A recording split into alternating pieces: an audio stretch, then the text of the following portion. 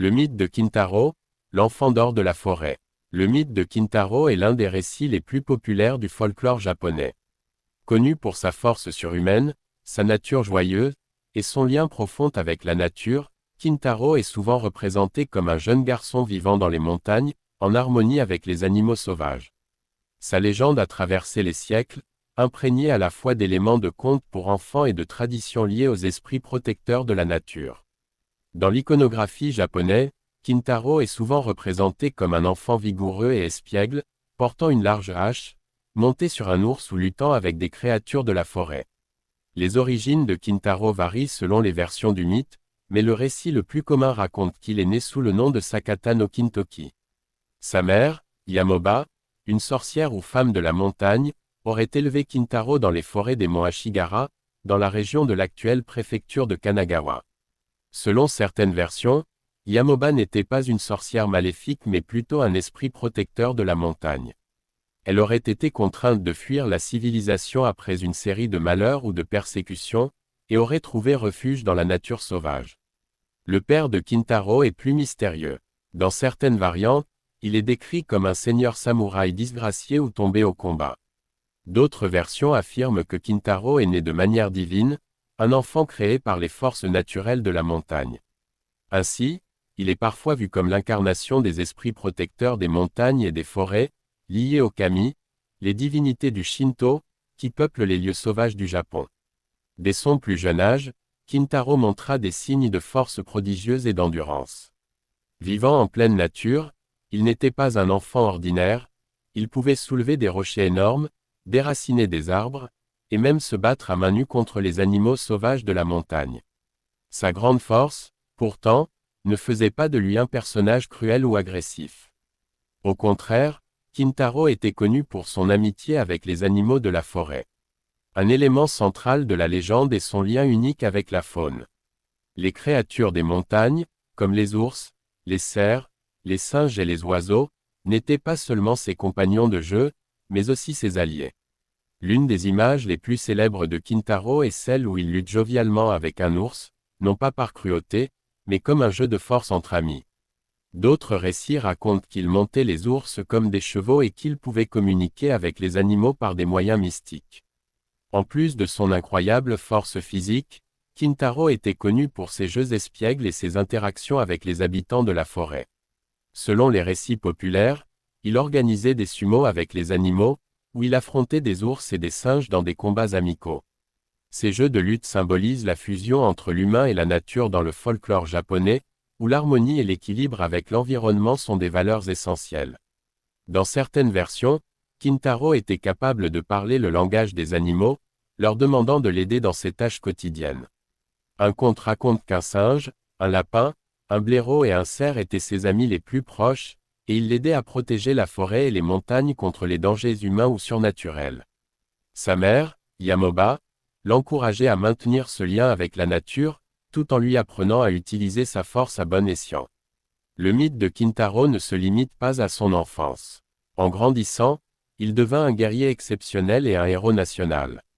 Une des versions les plus populaires de sa légende raconte sa rencontre avec le légendaire général et héros samouraï, Minamoto no Yorimitsu, Raiko.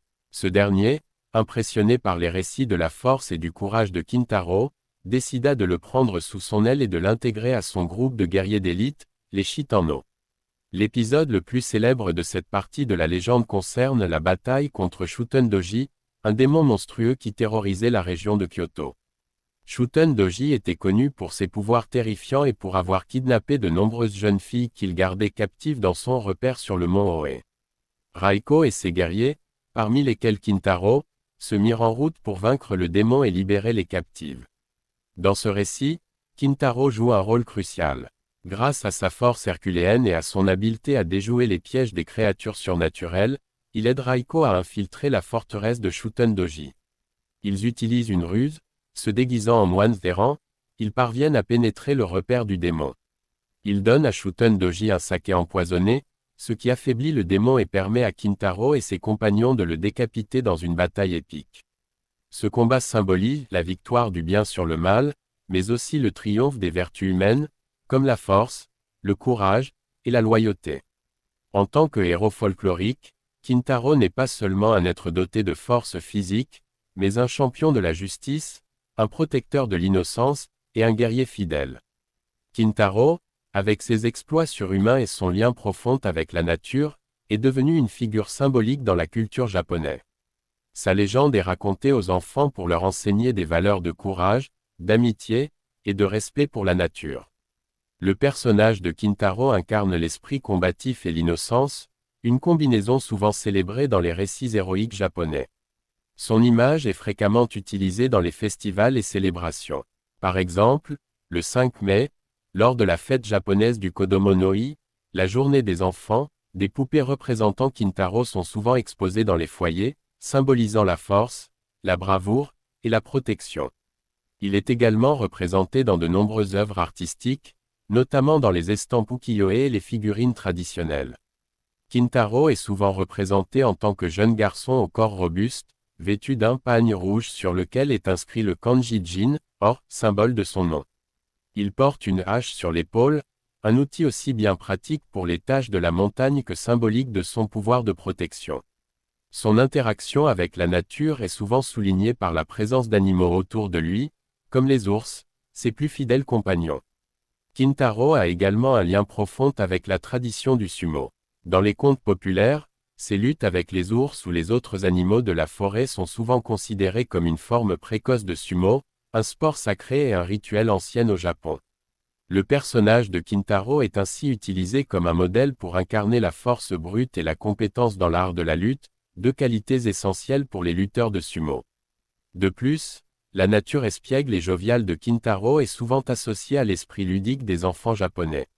Son histoire est celle d'un jeune garçon qui, malgré sa force colossale, reste profondément en lien avec son innocence enfantine, un aspect qui résonne particulièrement dans la société japonaise où l'équilibre entre discipline, force et pureté de l'enfance est valorisé.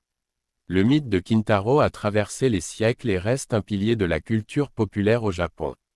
Il apparaît dans de nombreuses œuvres modernes, des mangas aux films, et continue d'inspirer des générations. Son image est parfois associée aux super-héros modernes, car il incarne à la fois la puissance physique et la bonté morale. Dans les médias contemporains, Kintaro est souvent réinterprété sous diverses formes, allant du guerrier héroïque au personnage comique. Cette flexibilité dans sa représentation en fait une figure polyvalente dans le folklore, capable d'incarner différentes facettes de l'héroïsme et de la culture populaire japonaise. Le mythe de Kintaro est l'une des histoires les plus riches du folklore japonais, une légende qui incarne l'esprit des montagnes, la force surnaturelle, et la proximité avec la nature. Kintaro est à la fois un héros martial et un enfant innocent, un protecteur de la nature et un champion du peuple. À travers ses aventures, il illustre la fusion des valeurs humaines et des forces naturelles, un thème central du shintoïsme et du folklore japonais. Son héritage persiste, et à chaque génération, Kintaro reste un symbole de bravoure, de force morale, et d'amour pour la nature. Les contes de Kintaro continuent d'inspirer jeunes et vieux, rappelant que l'esprit héroïque peut naître dans les endroits les plus sauvages et inattendus, tout comme le légendaire, enfant d'or, de la montagne.